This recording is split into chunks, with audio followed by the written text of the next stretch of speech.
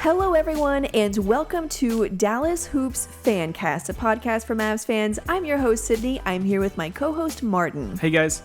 So today, we're going through ESPN's top 100 players list. So far, they've released 100 through 31, and the rest will be released throughout the rest of the week. So probably by our next episode, we'll have the final list. But we're going to go through what we have for now. We'll see how many players the Mavericks have, how their division rivals have fared on the list, and look at other notable rankings. And since we're talking about ranking players, we're also going to debate where Luka and Porzingis stack up as a duo among all of the elite duos in the NBA. So this will be a good episode. But first, the intro. So you can follow the show on Twitter at Dallas Hoops Cast. You can follow me on Twitter at _Sydney Myers. Wherever you're listening, feel free to leave a rating or a review that helps the show grow, like spinach and miracle grow. That's a thing. No, it helps plants grow. Yeah. Okay. We really appreciate it. But let's get started. This is our last episode before training camp, which starts next week. So the season is actually almost here. I'm kind of surprised we made it through doing regular episodes, but anyways, not important. Thank you for listening and for supporting the show during that time. But let's get to the ESPN Top 100 list. So first, we'll start with, first of all, I wanted to start with how they, like, their methodology for creating the list. Please explain that to me, because I was looking at it and I'm like, how in the world are you ranking these players? I got a little confused too, so I was actually hoping that you would understand the way that they... Okay, so this is how they explained it on the article. Who will be the best player this season? To get the final prediction, we asked our expert panel to vote on pairs of players. We asked which player will be better in 2019-2020. To decide, voters had to consider both the quality and quantity of each player's contributions to his team's ability to win games in the regular season and the postseason.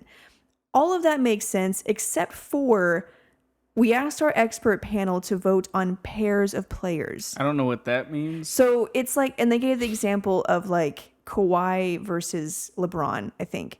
And so I'm like, okay, were you given Kawhi versus LeBron, and then they picked one, and then they used the total tally of votes to place those two players? And what if it was Kawhi versus Luka? Like, would that have changed the rankings? I'm just going to ignore the pair part and just who they think is going to be better going into next year. Yeah, it's very confusing. I don't really understand it. Maybe someone that's smarter than us can explain it. But I think an important thing is that it's who's going to, like, the rankings for this coming season. It's not necessarily just who are the best players right now, but it's like for this coming season, who's going to be the best player. I thought it was interesting that considering that they still have Durant and Klay Thompson ranked in the top 50. Or the bottom 50. They're just on the list, which is surprising since Durant's... he's not even going to play. Yeah, Durant's probably not even going to play. Klay Thompson will maybe play. In Sports Illustrated's top 100, they didn't have Durant on there because, he's not going to play. Obviously, he's not a top 100 player if he's not playing. Mm-hmm. So I don't know if they're assuming that he's going to play, but anyways. The Mavericks. So far, the Mavericks have one player on the list, and that is Kristaps Porzingis. He's at 34. Previously, last year, he was at 59, which I think is impressive since he didn't even play last year. Mm-hmm. But I guess they expected him to. But yeah, so he's at 34. And actually, aside from Drew Holiday at 31, the Mavericks have the highest ranked player among their division rivals so far, with Porzingis being at 34, which is kind of good because... Well, it just means that Luka... Well, of course, division rivals, you have the Rockets. So that's just thus far. Okay. Yeah, it's just thus far. And, we don't know where Luka is going to be, but probably Luka will be the only other Maverick player on the list, I would guess. Well, I just got to mention one player. Okay. Are you just totally scrapping the Mavericks topic? I am, because I am just utterly confused. Is it Zion Williamson? No. Okay. It's not even that. It's Alonzo Ball. Yeah. Why is Alonzo even He's at 68. 68. And it's like, you have him ahead of Gary Harris, Let me see who else. JJ Redick, Bogdan Bogdanovic, Steven Adams, Spencer Dinwiddie, Kyle Kuzma. Like, I don't Eric Gordon. Like, how in the world did Lonzo Ball? He shouldn't even be on the list, and he is ahead of some really good players, and I don't get it. I don't understand it. One thing that I will say is they're predicting it for the coming season. So I think they're expecting a big season from him being in New Orleans. And I mean, but you can't rank him above guys that are proven. Yeah. Like, true. We know that Eric Gordon next year is going to be 17, 18 points a game, tops in 3. Kyle Kuzma, if anybody's going to have a good year, or Spencer, like, these guys are already good. Yeah. Like, you're telling me that Lonzo Ball is going to be better than all these players? What in his past? I know this is Mavericks, but it's just I saw that and I couldn't think about anything else. I mean, okay, so playing off of Drew Holiday might help. It'll take some pressure off of him to just do what? He doesn't do anything. But to just be a player, whatever he's going to do, and then also having Zion to pass it to, as a lob threat. Like, there are some things that I think could benefit Lonzo Ball. The problem is, and I think the bottom line of what you're getting to is that he's just not a very good player. He hasn't shown anything to me that he's going to make a huge jump next year. Yeah. I mean, he hasn't been very good. Anyways, I'm sorry. I know this is okay. We're about to talk about Kristaps and where he's at, Back to the Mavericks. Mavericks. Let's go. So first of all, Kristaps at 34.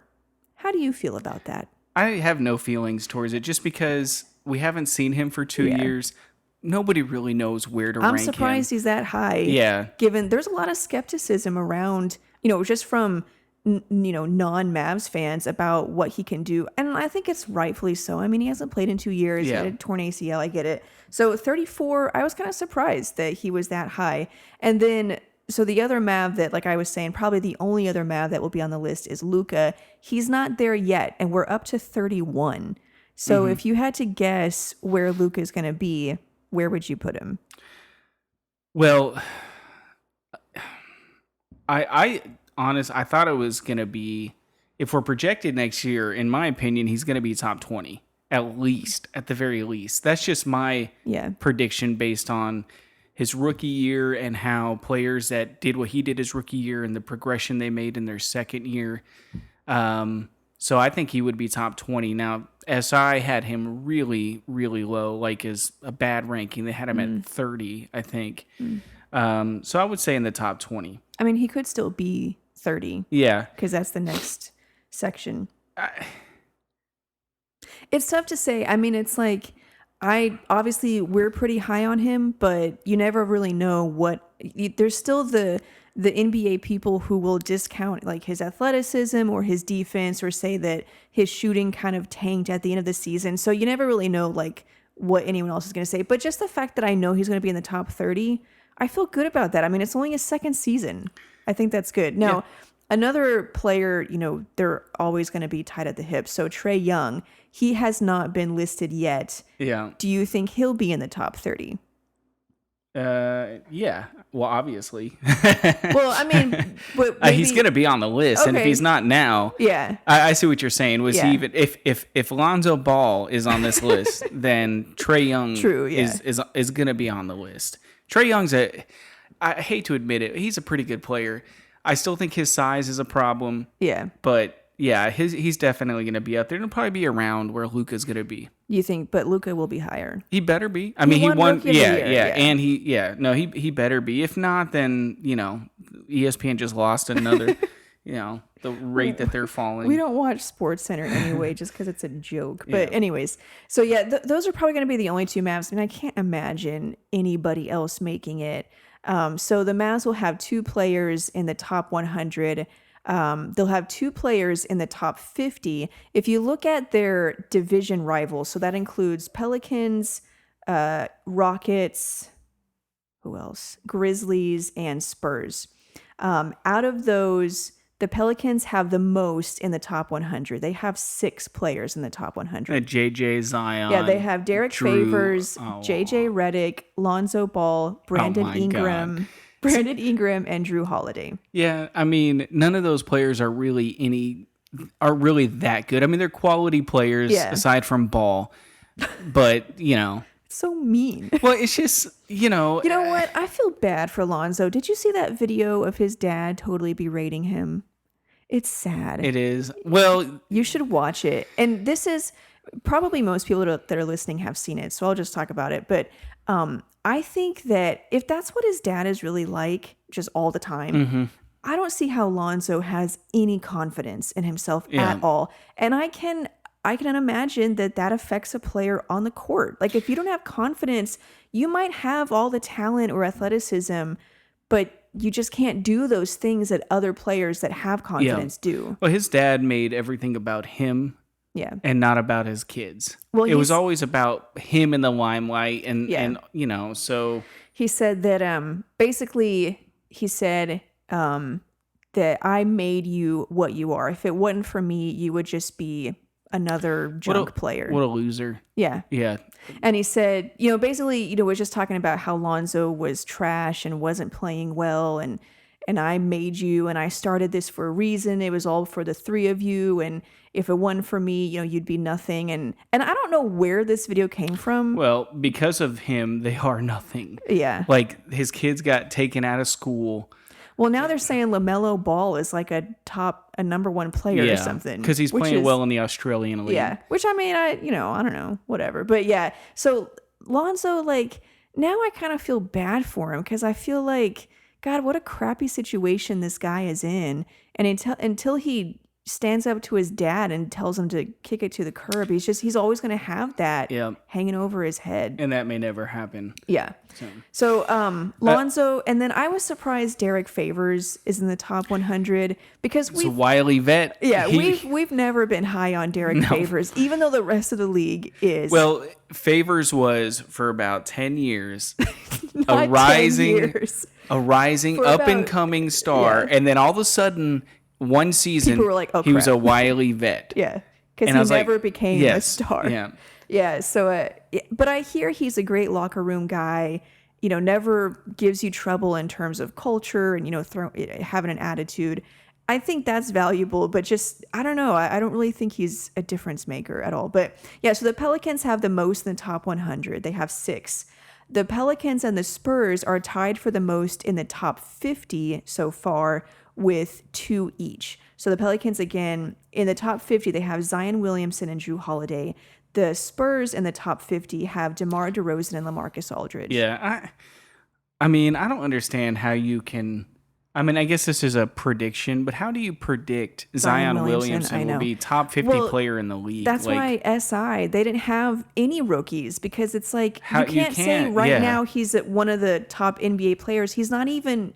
an NBA play. He hasn't played an NBA game. And so I really respected that he did that, Rob Mahoney. But apparently ESPN didn't feel the same way, because Zion Williamson is number 42. Ja Morant, also from this rookie class, he's number 93.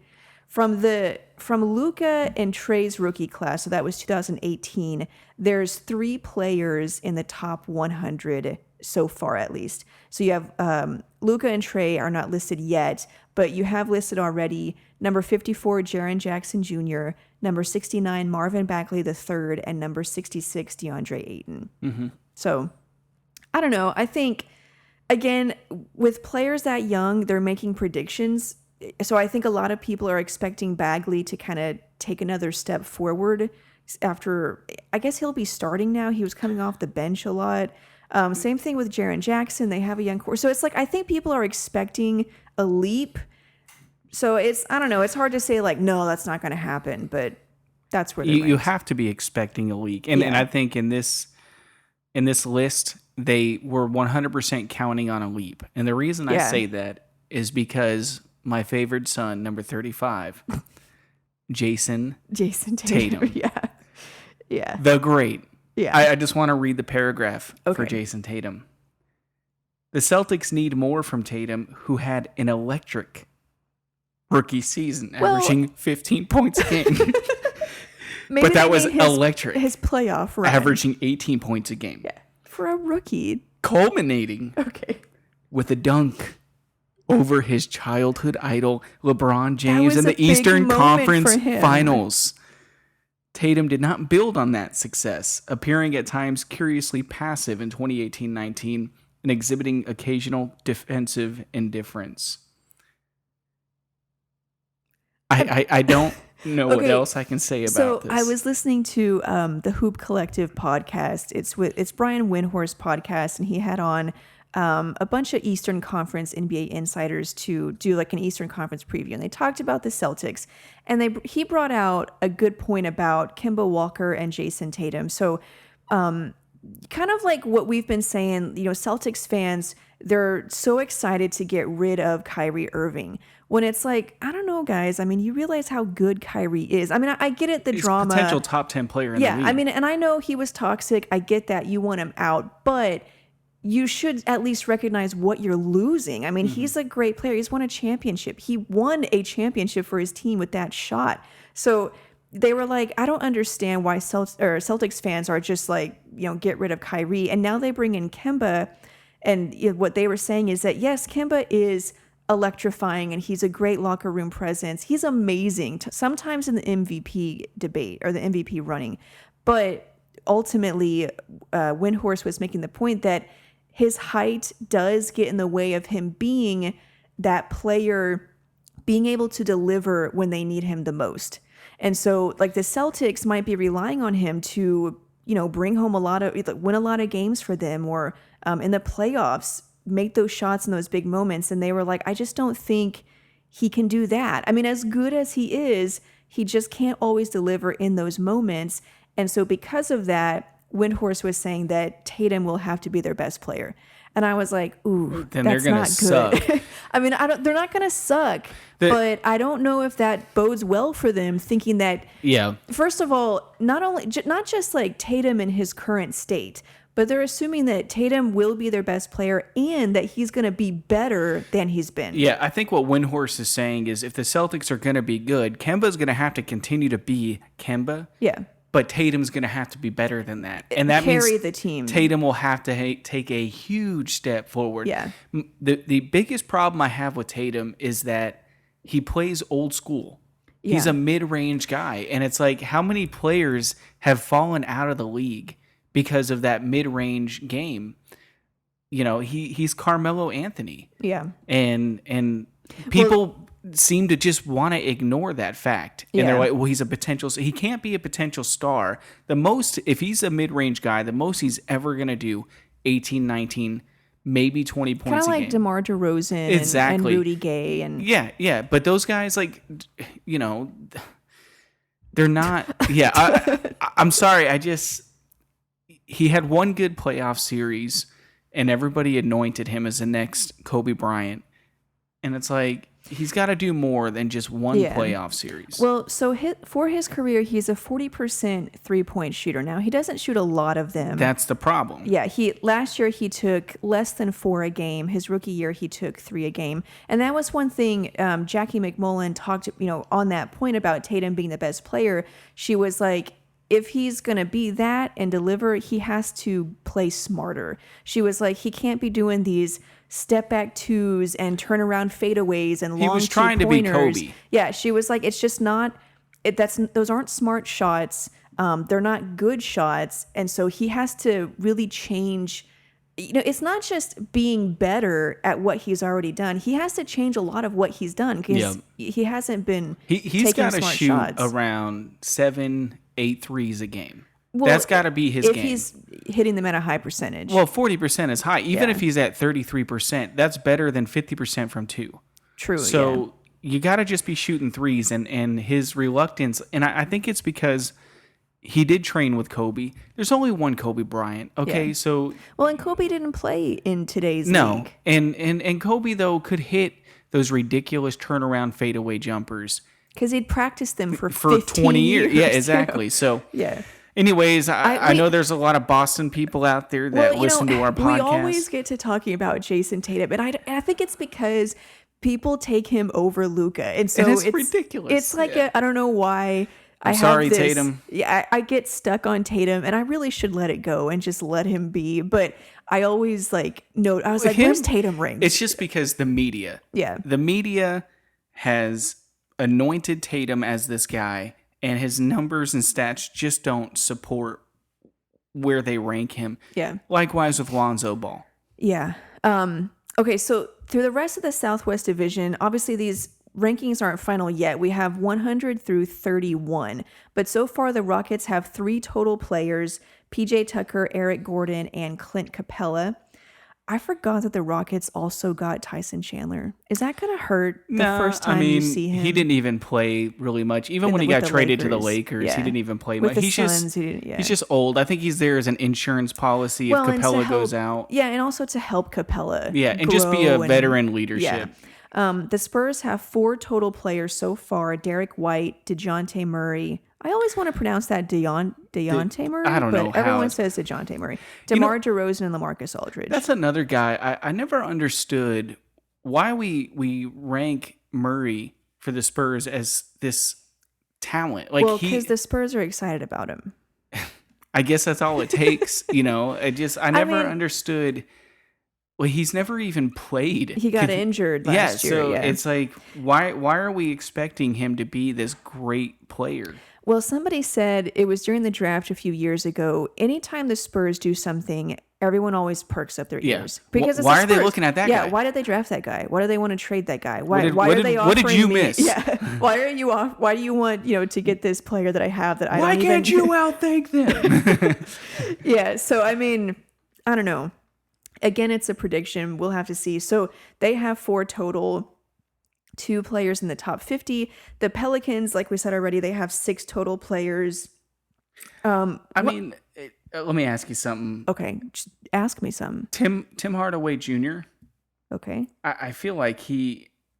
You think he should be in the top 100? Top 100. You know what? I mean, now that you mention that, when you got guys like Derek White, PJ Tucker, another guy, the number JJ one Redick, player in the league in efficiency, Dwight Capel. I'm not saying Dwight's good, but some of these other guys they have on this list. I mean, number one, Lonzo Ball, Derek Favors. Now that you mention it, I am kind of surprised Tim Hardaway Jr. is not on the list. No, it's just maybe he's Mitchell in the top 30. Robinson is on here. I feel like Dwight Powell should be projected to have a better. He's going to be the full-time starter, and as a starter, he averages basically a double-double. He's going to be playing with the Rookie of the Year and the Unicorn. So Yeah, I mean, now that you mention it, I am kind of surprised.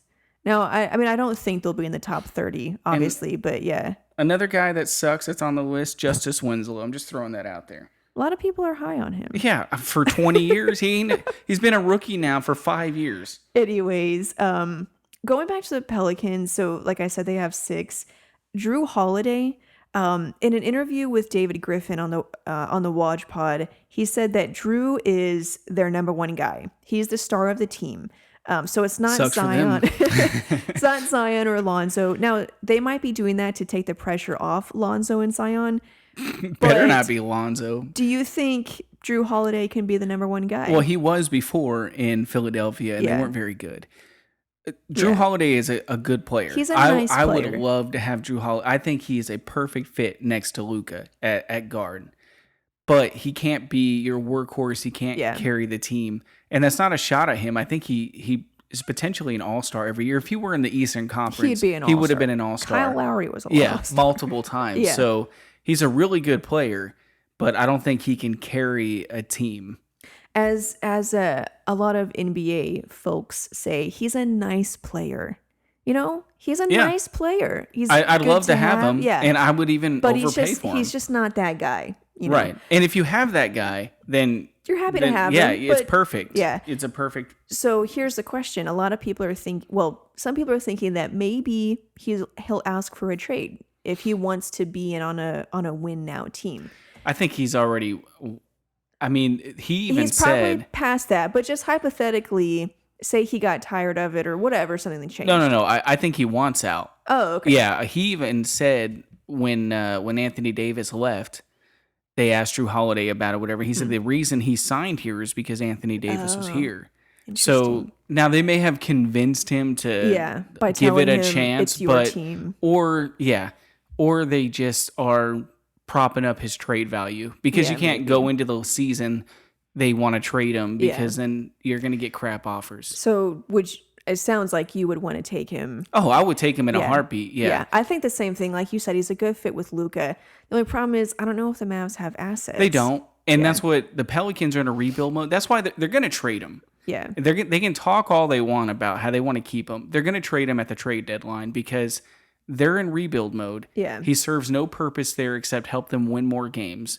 And as much as they say they want to win games next year, they don't. I mean, come on. The Pelicans, I know everybody in the media is talking about how good. They're going to suck. I mean, they are. They're just not very good. They have a lot of okay players. Yeah. But, they have the Lakers of last year, and the Lakers of last year without LeBron sucked. Well, they have, they're the Lakers they're a mix of the Lakers without LeBron and the Pelicans without AD. Yeah. So and so I don't think they're going to be very good. I think the reason they're saying this is, they don't want teams to know that they're just going to drop him. So, he's going to be our number one guy, this and that. But as the season progresses and they suck, then I think they're going to open up trade. Now, if the Mavericks could get him, it would Tim Hardaway would have to be part of that because I think his contract is expiring next year. Oh, look. Yeah. And if it is, then that's a nice trade piece. But I mean, I would assume that they would want young players. Yeah, I don't think the Mavericks have any chance at getting him. Which sucks because I'm with you. Like, I would like to have Drew Holiday. I feel like didn't the Mavs go after him or they've been trying to get him? I'm sure they have. So his contract expires. Yeah. Sorry. Next season, he has a player option. Oh, okay. Oh, yeah. Well, he'll probably... Now, if he's having a great year this year, he'll opt out. Yeah. But if not, then if he doesn't, then he's going to do a Wes Matthews and opt in. His player option is $19 million. Yeah. So, I mean, it is what it is. You got Porzingis out of it. Yeah. And he's still a serviceable player. Yeah. We've said, I think Hardaway is a good player. I'm not stupid. I'm not saying he's going to average 19 points and all that like he did for the Knicks, but I think he can average 15 points and I think he should be starting. Oh yeah. Agreed. So, the Grizzlies have 2 in the top 100 so far, Ja Morant and Jaren Jackson Jr. And that's the rest of the Southwest Division. Yeah, I mean, it's the same with Zion with Ja. Like, you can't really tell me that Ja is better than some of these other guys. Yeah. So that's the Southwest Division. The Mavericks have the fewest, assuming Luka makes it, they would have 2, which is the fewest out of all the Southwest Division teams. But again, I think some players should be in it, like Tim Hardaway and Dwight Powell could be in it over Mitchell Robinson, even Derek Favors, Jared Allen. Jared Allen lost his starting job to DeAndre Jordan, unless they plan on starting Allen over Jordan, which I don't know. We'll see. Yeah. Some other notables, Julius Randle is at 92. I'm sure that made some Knicks fans mad because that's a really bad number. Like, he's a better player than that. I mean, even Gallinari at 90. I mean, Otto Porter got ranked higher than both of them. Yeah. And I'm surprised Randle's at 92. I mean, I think Porzingis is better than Randle. So, agreed, but he's not. At 92 is a little low. Yeah. Kyle Kuzma's at 77. Eric Bledsoe at 67.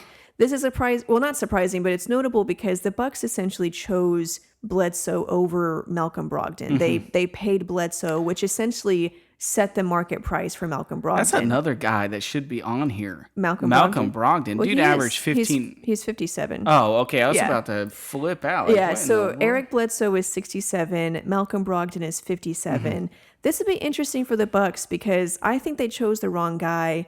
Also, Bledsoe hasn't really shown up in the playoffs. He's had some problems, and they lost Malcolm Brogdon, and they kept Bledsoe. So that's kind of interesting. The only thing is that, there was rumors about Brogdon's feet. There's something wrong with him, and that's why he's going to have injury issues throughout his career. And you're asking to pay Malcolm Brogdon $25 million. A lot of it guaranteed. Yeah, and it's like, you have essentially the best player in the league in Giannis. Yeah. You don't need to pay somebody that you don't need to pay $25 million. Yeah. Couple of others. Kevin Love is at 43. He's expected to be traded. I think everyone is just knows they should have traded him last year. I don't know what they're doing. I mean, they've been trying to trade him ever since they got him. Well, I don't know what they want. You're not going to get much for him. I mean, you might get a mid first round pick or some expiring contracts like, Courtney Lee, Tim Hardaway Jr. Well, I'd rather. Do you think Kevin Love is a good fit on this team? Defensively, no, but offensively, yeah. If you're rolling out there with Kevin Love and Porzingis on your pick and roll, pick and pop, and Luka, like they would score 150 points a game. Now, Kevin Love is not the player he used to be because of injuries and age and all of that. But he can still shoot it from well above 40% from three. Yeah, he would be their third best player, which I think. That's what he was for the Cavs when they won the championship. Now, the Mavs are not as good as that Cavs team, but the point is they wouldn't be relying on him. So, I mean, I would be interested, but at the same time, I trust the Mavs thinking on that, whether they go for him or not. Yeah, I'm really surprised also Jaylen Brown is ahead of Zach LaVine and Lou Williams and Buddy Hield. The thing with Zach LaVine, though, is that the Bulls sucked. So you don't really know, is Zach LaVine really a 20-a-game night? Yeah, but Jaylen Brown was a 10 points a night on a good team and on a bad team. Yeah, so it's... Yeah, I also wrote down Zach LaVine at 55 because I kind of like him. And I'm intrigued. I mean, give the guy some respect. It's not easy to average 20 points a game. And the part of winning is you got to have a good team. Could Jaylen Brown average 25 a game on the Bulls? No, because he sucks. so I understand the skepticism because when you have a bad team, somebody has to score. Somebody's going to have the ball the majority of the time. So he took 18 shots a game last year. So it's like, someone's going to average 17 points a game. So I get the skepticism and I agree with that because I trash guys all the time for the same reason. But I'm intrigued. I want to see what he does this year. And he was still efficient. I mean, he shot almost 47%. No, Zach LaVine's a nice player. He's a nice player. And if they had if Markkanen takes another step forward and he's healthy the whole season, the Bulls are really young and they're really good. But Jaylen Brown's been in the league now for like 5 years. Yeah. So what kind of jump are you expecting him to make? Even at his best, he was like a 14 points a night guy. Yeah. It's not like he's going to go out there and drop 20 points a game now that Kyrie's gone. He didn't do that before Kyrie got there. Well, the Celtics, you know what? I don't even want to talk about the Celtics anymore. What? I hate the Celtics, and I don't even know why. I just hate them. Going back to Zach LaVine, so another reason why he's intriguing to me is that he tore his ACL. And when he was young. And I think he was 21. Porzingis was 22. So there's a lot of similarities there. Before LaVine tore his ACL that season, he was averaging 19 points a game. I think that's a season. And then the season he came back, he averaged a little less than 17.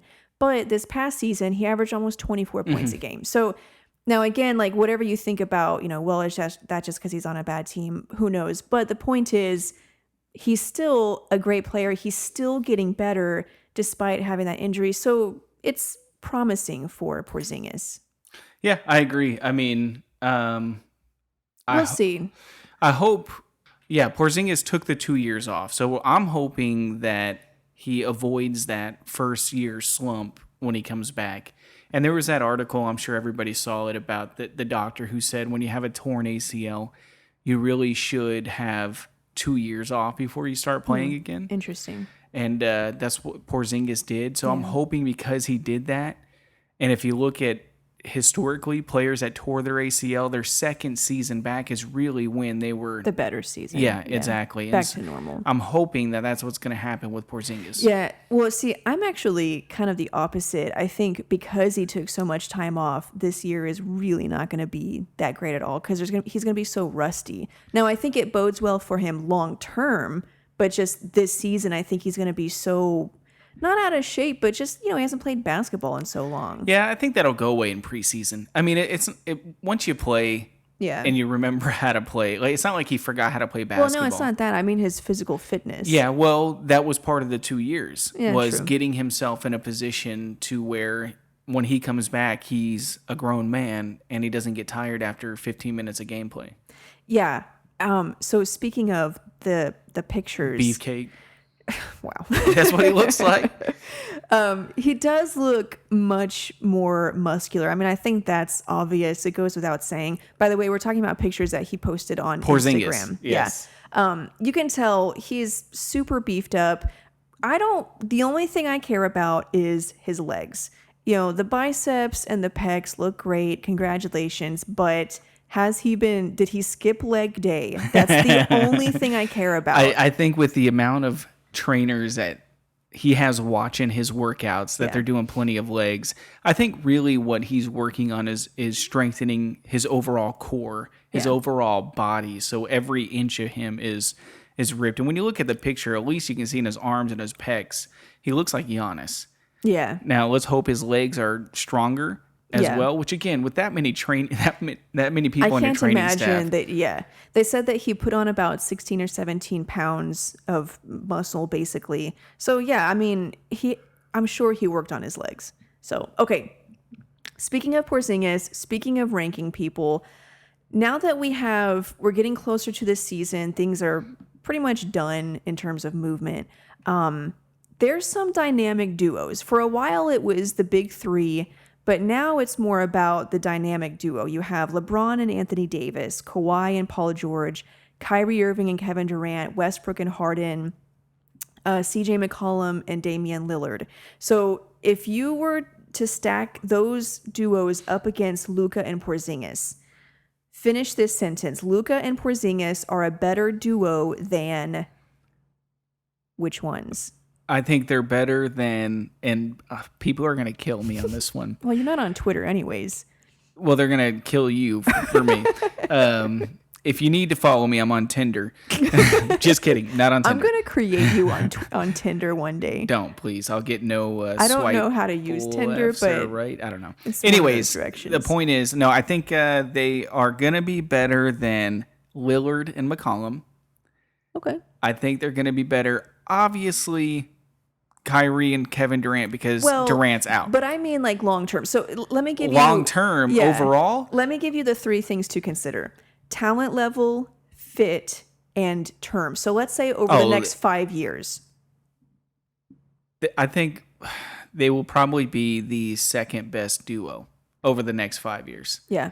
I think really the only duo, and I still am not 100% sold on it, is Paul George and Kawhi, just because of their age and how good they are right now. And their fit. I don't consider Harden and Westbrook a duo because they're MVPs. Westbrook's no longer going to be part of a duo. It's going to be a single-o. Yes. You heard it here first. Okay. A single-o. So I do think, like I said, if you take fit into consideration, the Westbrook and Harden one is tough. I mean, it's like someone said, I don't remember who it was, but it's going to be amazing to watch either because either because they make it work and it's unstoppable, or because it's a circus and they crash and burn. Yeah. It's going to be amazing to watch. And I think there's just right now there's too much uncertainty. I don't think Luka and KP, I'm not going to say they're better than them, but I don't know. I don't know what they're going to be. Well, if we're anticipating Luka to take a giant step forward. Yeah. And Porzingis to go back to the way he was. Which, yes, over the next 5 years, yes. Yeah. Then I can see that you're looking at LeBron and Anthony Davis, essentially, except better shooters. And younger. And that's the other thing. You know, with LeBron being the age he is, I think it's hard to say over the next 5 years that's going to be a top duo. If they are, then LeBron's a god. Yeah. Because, the guy's 36 years old. He's taking care of himself and he's aged very well. But the fact is, Father Time is undefeated. Yeah. So I think, they would be only behind Paul George. And but again, there's a good chance that Luka can be better than Paul George and Kawhi. Because based on chance. There's a chance Luka can be the best player in the league. So if that happens, then they would be 5 years. They would be the best duo. I think they have the best. I would say they have the best fit out of all these duos. Starting with Lillard and McCollum, that's easy. They're both guards, and they make it work really well because they're both good guys. It's not the greatest fit, and they're willing to concede. But yeah, it's not the best fit. Westbrook and Harden, they might make it work, and if they do, congratulations. But it's not the best fit. I'm not putting any money on that one. Kyrie and Kevin Durant, I think in terms of personalities, they're probably not a good fit, even if maybe on the court they perhaps on the court they work fine. But the with them, you really do have to consider the personalities. Yes, because it's two of the most dramatic. Yeah. It's not even drama. It's just sensitivity. Difficult. Yes. Yeah. Kawhi and Paul George, they play the same position. LeBron and Davis. And no one talks about that. They just act as if it's all good. Anyways. So yeah, I think because of that, in terms of fit, Luka and KP are the best. In terms of age, they're also the youngest out of all of these duos, and so just naturally, and they're all both under contract. Yeah, that's a really good sign. Now we're predicting a lot in terms of how they're going to grow as players, but their age is the best out of all those other duos. Yeah. And then talent level, again, that's tough to predict for them because they are so young. So that their age is a two-edged sword, really. It's a good thing, but then it's also unpredictable. Yeah. But I think, honestly, I know that I'm a Mavs fan, and so I'm biased, but to me... Well, that's allowed. It's a Mavs podcast. When you put them up against the other dynamic duos, I'm really excited about the next 5 years. I'm not saying next year they're going to be better than this guy or that guy, but over the next 5 years, I think it could be really special. Like I said, I think Luka has a chance of being the best player in the league. Yeah. And, the dude was 19, 20 years old last year and should have, put up better numbers than a lot of veterans, people that were in the All-Star game. Yeah. Should have been in the All-Star game. He should have been an All-Star. So he has a chance to be the best player in the league. And if that happens and Porzingis is just exactly what he was in New York, except healthy, gets better as he ages. Yeah, even if he's the exact same, you're talking about an All-Star and an MVP candidate. That's got to be the best. Another duo we should probably add to that, Steph and Clay. Yeah, over the next 5 years, they will probably still be number one. Yeah. I forgot. I didn't list them because of the injury, but over the next 5 years, you're right. Steph and Clay, they were number one before the injury. Yeah. Before even the shakeup. Yeah. So. Yeah, you're right. So that's pretty much it. Tell us what you guys think. First of all, about ESPN's top 100 list, and second, about how Luka and KP stack up as a duo. Send us a message on Twitter. We're also going to post this episode on YouTube, and you can leave your comment there. Just search Dallas Hoops Fancast to find that episode. And lastly, I just want to finish by saying thank you so much for listening. Like I said, this is our last episode before training camp. Oh, I can't wait. Yeah, so we're officially starting season 3. 2 weeks until the first preseason game. So we're starting season 3 of the show next Tuesday. We got through this was our first off season. And it was tough. I'll be honest, it was. There were some weeks where there ain't nothing going on. Well, and this week we weren't going to do one, but it's like I said in our last episode, it's like it just so happens that the day before or the day of something happens, and so we have something to talk about. But that's just us. I mean, you guys are the ones that have been listening and supporting the show. Sending us messages on Twitter. We really appreciate it. It's really funny because you have no idea. We're just a random couple in our apartment sitting at our dinner table doing a podcast. Professional studio. No, we don't. And we got people listening to our podcast. So thank you. But you have no idea how weird it is. It's like the reason we started it was because we're not the, media guys or, we don't have those connections to the team. And so we can just be emotional and biased anyways. Okay, finally in this. But thank you so much, guys, for listening. See, now the time that you say bye is whenever I'm not done talking. That's why I said it. Thank you so much for listening. We'll see you guys in the next episode. Bye. You want to say bye? Okay. Bye.